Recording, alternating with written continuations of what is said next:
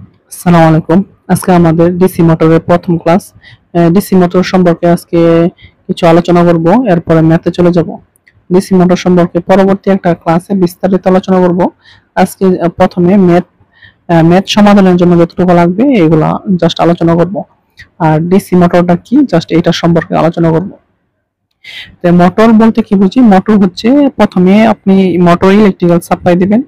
হ্যাঁ, electrical supply দেওয়ার পরে এটা মেকানিক্যাল আউটপুট দিবে। তাহলে বলতে পারে কি, ইলেকট্রিক মোটর হচ্ছে একটি মেশিন যা ইলেকট্রিক্যাল শক্তিকে মেকানিক্যাল শক্তিতে রূপান্তর করে। যখন একটি বিদ্যুৎ পরিবাহী কন্ডাক্টর বা তারকে ম্যাগনেটিক ফিল্ডের ভিতরে রাখা হয়, তখন এটি একটি মেকানিক্যাল ফোর্স বা যান্ত্রিক বল অনুভব করে এবং ঘুরতে থাকে। কন্ডাক্টরটি ফ্লেমিং এর বাম হস্ত নীতি অনুযায়ী ঘুরতে থাকে, যার ফোর্স বা বলের মান হচ্ছে F = BIL। বলের একক নিউটন। হ্যাঁ, এই যে F = BIL, বলের একক হচ্ছে নিউটন। আমরা যদি এটা গঠন দেখি, গঠন হবে জেনারেটর আর মোটর সেম জিনিস। হ্যাঁ, যদি আমি মেশিনটাকে জেনারেটর ভাবি, তবে এখানে আমাদেরকে মেকানিক্যাল ইনপুট দিতে হবে, আমরা আউটপুটে ইলেকট্রিক্যাল পাওয়ার পাবো। আর যদি মোটর হিসেবে কাজ করতে চাই, তাহলে মোটরে আমার ইলেকট্রিক্যাল সাপ্লাই দিতে হবে, আউটপুটে আমি মেকানিক্যাল শক্তি পাবো। হ্যাঁ, জিনিস মানে মোটর জেনারেটর সেম, জাস্ট আপনি কানেকশন অনুযায়ী কাজ করে, মানে কানেকশন যেভাবে দিবেন ওইভাবে আউটপুট পাবেন। তাহলে দেখেন, যদি মেশিনটি ইনপুটে যান্ত্রিক শক্তি গ্রহণ করে, আউটপুটে ইলেকট্রিক্যাল শক্তি প্রদান করে, তবে মেশিনটি হয় জেনারেটর। আর যদি মেশিনটি ইলেকট্রিক্যাল শক্তি গ্রহণ করে, আউটপুটে যান্ত্রিক শক্তি প্রদান করে, তবে মেশিনটি হয় মোটর। তাহলে দেখেন, আমি এখানে দুইটা পোল দিছি, একটা নর্থ পোল, সাউথ পোল। এই দুইটা হচ্ছে ফিল্ড। ফিল্ডের ভিতরে আমি একটা কন্ডাক্টর দিছি, বাহির থেকে একটা সাপ্লাই দিছি। বাহির থেকে আমি এখানে কন্ডাক্টরের ভিতরে দেখেন সাপ্লাই দিছি। সাপ্লাই দিলে কি হবে, যখন আপনি এখানে সাপ্লাই দিবেন আর এই কন্ডাক্টর যদি নর্থ পোল এবং সাউথ পোল এই দুইটার মাঝখানে, নর্থ পোল থেকে সাউথ পোলের দিকে ফ্লাক্স গমন করে, নর্থ পোল থেকে সাউথ পোলের দিকে ফ্লাক্স যায়।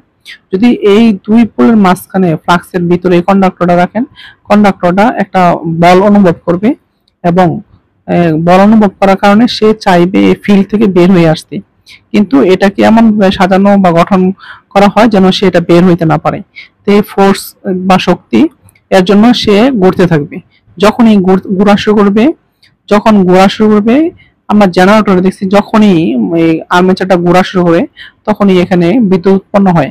ঠিক সেম জিনিসটা এখানে, এখান থেকে যখন আমি বাইরে থেকে একটা সাপ্লাই দিতেছি, ইলেকট্রিক্যাল সাপ্লাই, এখানে আমি সাপ্লাই দিতেছি এখান থেকে, তখন এখানে সে ফোর্স অনুভব করবে এবং ঘোরা শুরু করবে।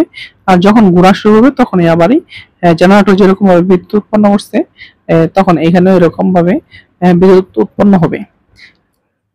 তাহলে দেখেন এখানে যে চুম্বক ক্ষেত্রের ভিতরে কন্ডাক্টর বা পরিবাহী রাখা হয়েছে এবং বাইরে থেকে বিদ্যুৎ সরবরাহ করা হচ্ছে।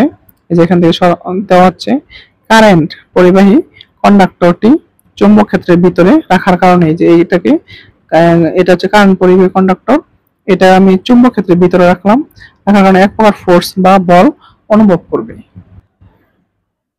যে কন্ডাক্টর বা পরিবাহীটি চুম্বক ক্ষেত্রের ভিতরে ঘোরার চেষ্টা করবে এবং ফ্লেমিং এর বাম হস্ত নীতি অনুসারে ঘুরে বিপরীত দিকে ঘুরবে। ওই কন্ডাক্টরটা ঘুরবে।